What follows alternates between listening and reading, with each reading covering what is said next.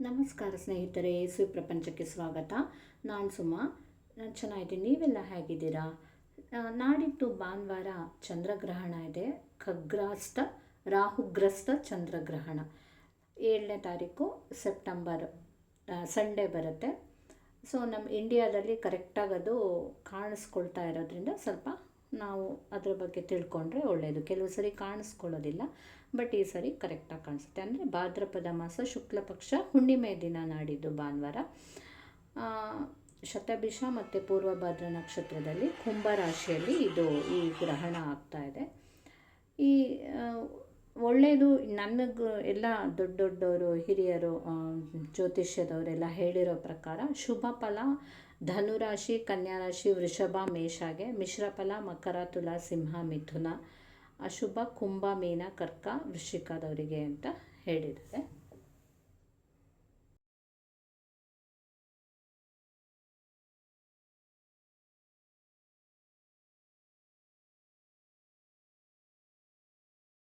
ಹಾಗೆ ಇನ್ನೊಬ್ಬರು ಜ್ಯೋತಿಷ್ಯದವರು ಹೇಳ್ತಾ ಇರೋದಿದ್ದ ಪ್ರಕಾರ ಗ್ರಹಣ ದೋಷ ಧನಿಷ್ಠ, ಶತಭಿಷ, ಪೂರ್ವಭದ್ರ, ಆರಿದ್ರ, ಸ್ವಾತಿ ನಕ್ಷತ್ರದವರಿಗೆ ಅಷ್ಟು ಒಳ್ಳೆಯದಿಲ್ಲ.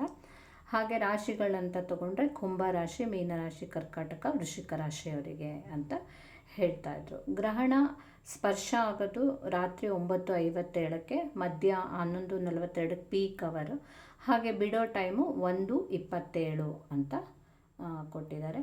ಸೊ ನಮಗೆ ಆದರೆ ಆದಷ್ಟು ಬೇಗ ಅವತ್ತಿನ ದಿನ ಊಟ, ಇವರು ಹೇಳೋ ಪ್ರಕಾರ 12:30 ಮಧ್ಯಾಹ್ನ ಊಟ ಮಾಡಿದ್ರೆ ಮತ್ತೆ ಊಟ ಮಾಡೋ ಹಾಗಿಲ್ಲ. ಯಾಕೆಂದರೆ ಆ ಟೈಮಲ್ಲಿ ನಮ್ಮ ಹೊಟ್ಟೆಲಿ ಏನೂ ಇರಬಾರ್ದು, ಖಾಲಿಯಾಗಿರಬೇಕು ಅಂತ ಹೇಳ್ತಾರೆ. ಆದರೆ ಏನಾದರೂ ಕಾಯಿಲೆ ಬಂದಿರೋರು, ಮಕ್ಕಳು, ವಯಸ್ಸಾದವರು, ಆ ಥರದವರೆಲ್ಲ ಸಂಜೆ 6:30 ಅಷ್ಟರೊಳಗೆಲ್ಲ ಊಟ ಮಾಡಿಬಿಡಿ ಅಂತ ಹೇಳಿದ್ದಾರೆ. ಸೊ ಗ್ರಹಣ ಸ್ಪರ್ಶ ಆದ ತಕ್ಷಣ ಸ್ನಾನ ಮಾಡಿ ಅಂತ ಹೇಳಿದ್ದಾರೆ. ಹಾಗೆ ಮನೆಯಲ್ಲಿ ದೇವರಿಗೆ ದೀಪ ಹಚ್ಚಿ ನಮಸ್ಕಾರ ಮಾಡಬೇಕು. ಆ ಟೈಮಲ್ಲಿ ವಿಷ್ಣು ಸಹಸ್ರನಾಮ, ಲಲಿತಾ ಸಹಸ್ರನಾಮ, ಹಾಗೆ ಮಹಾಮೃತ್ಯುಂಜಯ ಮಂತ್ರ, ಚಂದ್ರನಿಗೆ ಸಂಬಂಧಪಟ್ಟಿದ್ದು, ರಾಹುವಿಗೆ ಸಂಬಂಧಪಟ್ಟಿದ್ದು, ಈ ಥರ ಎಲ್ಲ ಮಂತ್ರಗಳನ್ನು ಹೇಳಿಕೊಂಡಷ್ಟು ನಮಗೆ ಒಳ್ಳೆಯದಾಗುತ್ತೆ.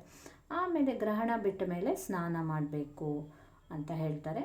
ಸೊ ಇನ್ನು ಮಾರನೇ ದಿನ ಬೇಕಾದರೆ ನೀವು ದೇವಸ್ಥಾನಗಳಿಗೆ ಹೋಗಿಬಿಟ್ಟು ದೀಪದ ಎಣ್ಣೆ ಕೊಡ್ಬೋದು. ಹಾಗೆ ಆ ಗ್ರಹಕ್ಕೆ ಸಂಬಂಧಿಸಿದ ಆಹಾರನ, ಲೈಕ್ ಚಂದ್ರನಿಗೆ ಅಕ್ಕಿ, ಅದ್ರ ಜೊತೆ ಏನಾದರೂ ದಕ್ಷಿಣೆ ಇಟ್ಕೊಡ್ಬೋದು. ಹಾಗೆ ರಾಹುವಿಗೆ ಉದ್ದಿನ ಬೇಳೆ, ಹಾಗೆ ಅದ್ರ ಜೊತೆ ಏನಾದರೂ ದಕ್ಷಿಣೆ ಇಟ್ಟು ಕೊಡ್ಬೋದು. ಇದೆಲ್ಲ ನಾವು ಆಚರಿಸೋವಂಥದ್ದು. ನಾವು ಯೂಶ್ವಲಿ ಗ್ರಹಣ ಬಂದಾಗ ಕಾಣಿಸ್ಕೊಳ್ತಾ ಇರುವಾಗ ಇಂಡಿಯಾದಲ್ಲಿ ಕಾಣಿಸ್ಕೊಳ್ತಾ ಇರೋದ್ರಿಂದ ಸೊ ಈ ಟೈಮಲ್ಲಿ ನಾವು ಹೀಗೆಲ್ಲ ಮಾಡಬೇಕು ಅಂತ ಹೇಳ್ತಾರೆ.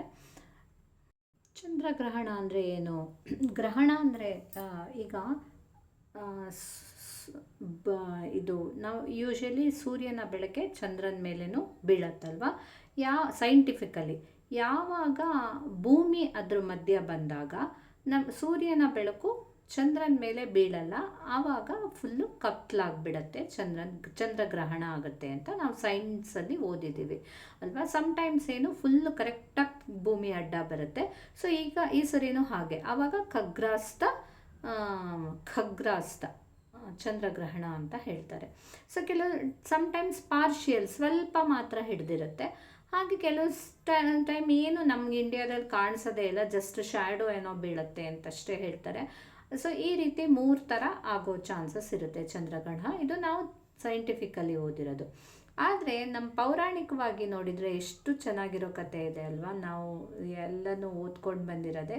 ಏನದು, ಹೀಗೆ ಸಮುದ್ರ ಮಥನ ಎಲ್ಲ ಆಗಿಬಿಟ್ಟು ದೇವತೆಗಳಿಗೆ ಅಮೃತ ಸಿಕ್ಕಿರುತ್ತಲ್ವ, ಅದನ್ನೆಲ್ಲ ತಗೊಂಡು ದೇವತೆಗಳಿಗೆಲ್ಲ ಹಂಚಬೇಕು ಅಂತ ಹೇಳಿಬಿಟ್ಟು ಎಲ್ಲರಿಗೂ ಹಂಚ್ತಾ ಇರ್ತಾರೆ.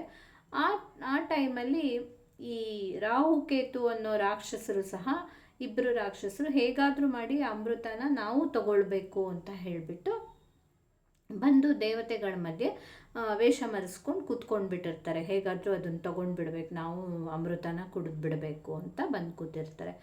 ಅದನ್ನು ಕಂಡುಹಿಡಿಯೋದು ನಮ್ಮ ಸೂರ್ಯ ಮತ್ತು ಚಂದ್ರ ಅಂತ. ಸೂರ್ಯ ಚಂದ್ರ ಅವರಿಬ್ಬರು ರಾಕ್ಷಸರು, ಅವರು ಬಂದಿದ್ದಾರೆ ಅನ್ನೋದನ್ನು ವಿಷ್ಣುಗೆ ಹೇಳ್ಕೊಟ್ಬಿಡ್ತಾರೆ. ಸೊ ವಿಷ್ಣು ತನ್ನ ಸುದರ್ಶನ ಚಕ್ರದಿಂದ ರಾಹುಕೇತುಗಳ ತಲೆ ಕಡಿದು ಬಿಡೋದ್ರಿಂದ ಅದು ನೋಡಿ ಎಲ್ಲ ಕಡೆ ನಾವು ನೋಡಿದ್ದೀವಲ್ಲ, ಇದು ಕೇತುಗೆ ಬಾಲ ಮಾತ್ರ ಇದೆ, ರಾಹು ತಲೆ ಮಾತ್ರ, ಅದು ಒಂದೇ ಅಂತಲೂ ಹೇಳ್ತಾರೆ. ಸೊ ಒಂದು 2 ನೋಟ್ಸ್ ಅಂತ ಹೇಳ್ತಾರಲ್ವ, ಆ ರೀತಿ ಒಂದು ಪೌರಾಣಿಕವಾಗಿ ಅದು ಕತೆ ಇರೋದು. ಸೊ ಹಾಗೆ ಕಡ್ದಿದ್ದ ಸಿಟ್ಟಿಗೆ ಇವರಿಬ್ಬರು ಯಾವಾಗ್ಲೂ ಚಂದ್ರ ಸೂರ್ಯ ನಮಗೆ ಹೇಳ್ಕೊಟ್ಬಿಟ್ರಲ್ಲ ಅನ್ನೋ ಸಿಟ್ಟಿಗೆ ಅವ್ರನ್ನ ಯಾವಾಗಲೂ ಫಾಲೋ ಮಾಡ್ತಾ ಇರ್ತಾರೆ. ಒಂದು ಸಮ್ಟೈಮ್ಸ್ ಅವ್ರು ಸಿಕ್ಕಾಕೊಂಡ್ಬಿಟ್ಟಾಗ, ಕಚ್ಚಿ ಹಿಡಿದಾಗ ಆ ಥರ ಗ್ರಹಣ ಆಗತ್ತೆ ಅಂತ ಪೌರಾಣಿಕವಾಗಿ ಓಡ್ತಾನೆ ಇರ್ತಾರೆ ಅವರು. ಇವರು ಹಿಡಿಯೋದಕ್ಕೆ ಫಾಲೋ ಮಾಡ್ತಿರ್ತಾರೆ. ಸಮ್ಟೈಮ್ಸ್ ಅವರು ಕ್ಯಾಚ್ ಮಾಡಿಬಿಡ್ತಾರೆ ಅಂತ ಹೇಳ್ತಾರೆ. ಇದು ಎಷ್ಟು ಕೇಳೋಕ್ಕೆ ಚೆನ್ನಾಗಿದೆ. ಅಷ್ಟೇ ಬೇಜಾರಾಗುತ್ತೆ, ಅಯ್ಯೋ ನಾವು ನಮ್ಮ ಸೂರ್ಯ ಚಂದ್ರ ಸಿಕ್ಕಾಕೊಂಡ್ಬಿಡ್ತಾರಲ್ವಾ ಅಂತ ನಮಗೆ ಅನಿಸುತ್ತೆ. ಅದು ನಾವು ನಮ್ಮ ಇಂಡಿಯನ್ಸ್ ಆಗಿ, ಹಿಂದೂಗಳಾಗಿ ನಾವು ಇದನ್ನೆಲ್ಲ ಖಂಡಿತ ನಂಬೋ ಹಾಗೆ ಅನಿಸುತ್ತೆ ನಮಗೆ. ಎಷ್ಟು ನಾವು ಮುಂದುವರೆದ್ರು, ಎಷ್ಟೇ ನಾವು ಮಾಡ್ರನ್ ಆಗ್ತೀವಿ ಅಂತ ಅಂದ್ಕೊಂಡ್ರು, ಕೆಲವೊಂದು ನಾವು ಬಿಡೋಕ್ಕಾಗದೇ ಇಲ್ಲ. ಅದು ನಮ್ಗೆ ರಕ್ತಗತವಾಗಿ ಬಂದುಬಿಟ್ಟಿರುತ್ತೆ.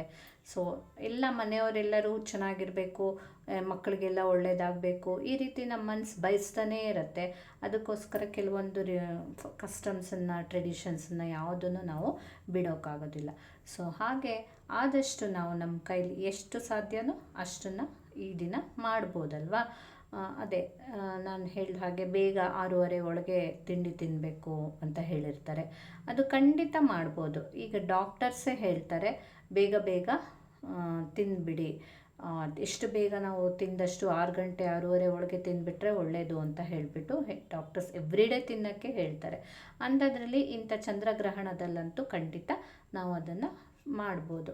ಆಮೇಲೆ ದೇವರ ನಾಮ ಎಷ್ಟು ಹೇಳ್ಕೊಂಡ್ರೂ ಒಳ್ಳೆಯದೇ. ನಮಗೆ ವಿಷ್ಣು ಸಹಸ್ರನಾಮ, ಲಲಿತಾ ಸಹಸ್ರನಾಮ, ಹಾಗೆಯೇ ಮಹಾಮೃತ್ಯುಂಜಯ ಮಂತ್ರ, ಇವೆಲ್ಲ ಒಂಥರ ಅಲ್ಟಿಮೇಟ್ ಸ್ತೋತ್ರಗಳು. ಅದನ್ನಂತೂ ಖಂಡಿತ ನಾವು ಹೇಳ್ಕೊಳ್ಬೋದು. ಸೊ ಇದನ್ನೆಲ್ಲ ಹೇಳ್ಕೊಂಡು ಆದಷ್ಟು ನಮ್ಮ ಕೈಲಿ ಎಷ್ಟು ಆಗುತ್ತೋ ಅಷ್ಟನ್ನು ನಾವು ಫಾಲೋ ಮಾಡೋಣ. ಎಲ್ಲರಿಗೂ ಸಹ ಒಳ್ಳೆಯದಾಗಲಿ. ಇದು ನಿಮಗೇನಾದರೂ ಇಷ್ಟ ಆಗಿದ್ದರೆ ಖಂಡಿತ ಲೈಕ್ ಮಾಡಿ, ಶೇರ್ ಮಾಡಿ, ಕಮೆಂಟ್ ಮಾಡಿ, ಮರೀದೆ ನನ್ನ ಚಾನಲನ್ನು ಸಬ್ಸ್ಕ್ರೈಬ್ ಮಾಡಿ, ಆಯಿತಾ? Thank you. ಹಾಗೆ ಇನ್ನೊಂದು ಹೇಳೋದು ಮರೆತೆ, ಈ ಸರಿ ಚಂದ್ರ ಸಿಕ್ಕಾಕೊಳ್ಳೋದು ರಾಹು ಕೈಯಲ್ಲಿ ಚಂದ್ರ ಒಂದೊಂದು ಸರಿ ಕೇತುಗ್ರಸ್ತ ಅಂತ ಇರುತ್ತೆ, ಒಂದೊಂದು ಸರಿ ರಾಹುಗ್ರಸ್ತ ಅಂತ ಇರುತ್ತೆ. ಸೂರ್ಯಗ್ರಹಣ ಆದಾಗ ಸೂರ್ಯ, ಚಂದ್ರಗ್ರಹಣ ಆದಾಗ ಚಂದ್ರ ಸಿಕ್ಕಾಕೊಳ್ತಾ ಇರ್ತಾರೆ. ಸೈಂಟಿಫಿಕಲಿ ಸೂರ್ಯಗ್ರಹಣ ಹೇಗಾಗುತ್ತೆ ಅಂದರೆ, ಸೂರ್ಯನಿಗೂ ಭೂಮಿಗೂ ಮಧ್ಯೆ ಚಂದ್ರ ಬಂದಾಗ ಸೂರ್ಯನ ಬೆಳಕು ನಮಗೆ ಕಾಣಿಸೋದಿಲ್ಲ, ಅದು ಕತ್ಲಾಗಿಬಿಡತ್ತೆ. ಹಾಗಾಗಿ ಸೂರ್ಯಗ್ರಹಣ ಆಗುತ್ತೆ ಅಂತ ಸೈಂಟಿಫಿಕಲಿ ಇದೆ. ನಮ್ಮ ಪೌರಾಣಿಕವಾಗಿ ನೋಡಲಿಕ್ಕೆ ಹೋದರೆ ಈ ಥರ ಕಥೆ ಇದೆ. ನಮಗೆ ಸೈಂಟಿಫಿಕಲಿ ಹೌದನ್ನು ಇಲ್ಲ ಅಂತ ಹೇಳಲಿಕ್ಕೆ ಆಗಲ್ಲ. ಪೌರಾಣಿಕವಾಗಿ ನಾವು ನಂಬ್ಕೊಂಡು ಬಂದಿರೋದಷ್ಟೇ.